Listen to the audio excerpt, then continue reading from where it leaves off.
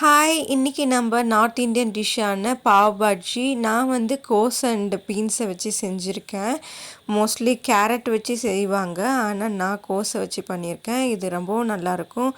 அதுக்கு முன்னாடி நம்ம காலையில் பிரேக்ஃபாஸ்ட் என்ன சாப்பிட்டோன்றதை நான் இதில் ஆட் பண்ணிடுறேன். காலையில் முட்டை தோசையும் தக்காளி சட்னி அதையும் செஞ்சு சாப்பிட்டோம். ரொம்பவும் நல்லா இருந்தது. மார்னிங்கே எங்களோட கோலம் அதெல்லாம் முடிச்சுட்டு சீக்கிரமான டிஃபன் சாப்பிட்டு முடிச்சதுக்கப்புறம் ரொம்ப ஹாப்பியாக ஃபீல் பண்ணோம். காலையிலே முட்டை தோசைங்க. ரொம்ப ஜாலியாக இருந்தது சாப்பிட்றதுக்கு. யாருக்கெல்லாம் ரொம்ப பிடிக்கும் முட்டை தோசை அப்படின்றது எனக்கு கமெண்ட் பண்ணுங்கள். நாம் பாவ் பாஜி எப்படி செய்கிறதுன்றதை பார்க்கலாம் வாங்க. ஒரு 5 பீன்ஸ் எடுத்து நல்லா க்ளீன் பண்ணி அதை கட் பண்ணி சேர்த்துக்கோங்க. இந்த சைஸுக்கு கொஞ்சமாக கோஸ் போட்டுக்கோங்க. இது கூட 2 பச்சை மிளகா, ஒரு வெங்காயம், சின்ன சைஸ் தான், சின்ன சைஸ் தக்காளி இதையும் சேர்த்துக்குங்க. 1 தான் போட்டேன். அதோட இதை நல்லா ஒரு தண்ணி ஊற்றி உப்பு போட்டு ஒரு 3 விசில் அளவுக்கு நீங்கள் விட்டிங்கன்னா அது நல்லா வெந்துடும். பாருங்கள் இப்போ எப்படி இருக்குன்னு. தண்ணி தனியாக, அதுக்கப்புறம் இந்த கோஸ் தனியாக எடுத்து வச்சு கொஞ்ச நாள் ஆற வச்சு அதுக்கப்புறம் மிக்சியில் அரைச்சி கொண்டு வந்துடுங்க. நல்லா பேஸ்ட்டாக அரைச்சிக்கோங்க. 2 ஸ்பூன் பட்டர் சேர்த்திக்கோங்க கடாயில். இப்போது ஒரு 1/4 ஸ்பூன் அளவுக்கு நம்ம ஜிஞ்சர் கார்லிக் பேஸ்ட்டு பட்டரில் வதக்கிடலாம். ஃபஸ்ட்டு ப்ராசஸ் நம்ம அதுதான் பண்ணணும். அதுக்கப்புறம் அரைச்சி வச்சோம்ல அந்த பேஸ்ட்டை இது கூட ஆட் பண்ணிக்கோங்க. இப்போது தேவையான அளவுக்கு தண்ணி சேர்த்திக்கோங்க. நான் மிக்ஸி ஜாரில் கொஞ்சம் தண்ணி ஊற்றி அதை கலந்து இது கூட ஊற்றிட்டேன். கரெக்டாக இருந்தது. ஒரு 1/4 ஸ்பூன் அளவுக்கு மஞ்சள்தூள் போட்டுக்கோங்க.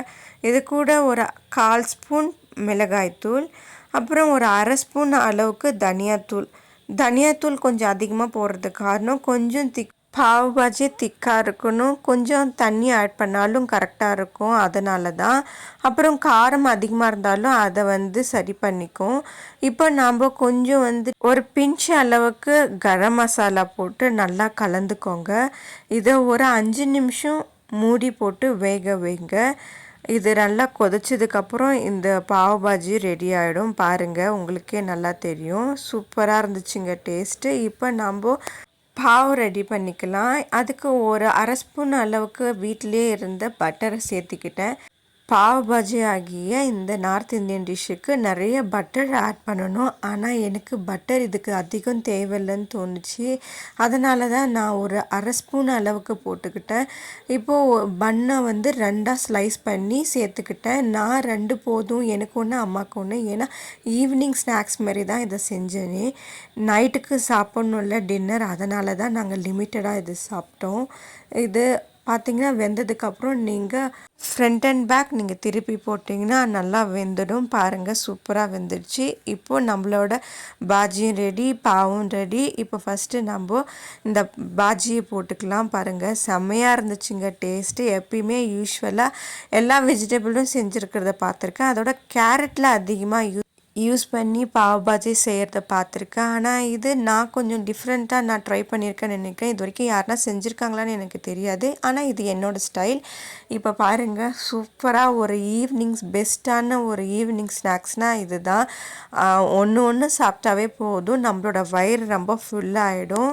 எனக்கு பாவ் பாஜி கடையில் வாங்கி சாப்பிட்றதோட தேவைப்படும் போது வீட்டில் செஞ்சு சாப்பிட்றது தான் ரொம்பவும் பிடிக்கும். எனக்கு அது ஏதோ இஷ்டமாக இருக்கும். கடையில் வாங்கி சாப்பிட்றது எனக்கு இஷ்டம் இல்லாத மாதிரி இருக்கும்.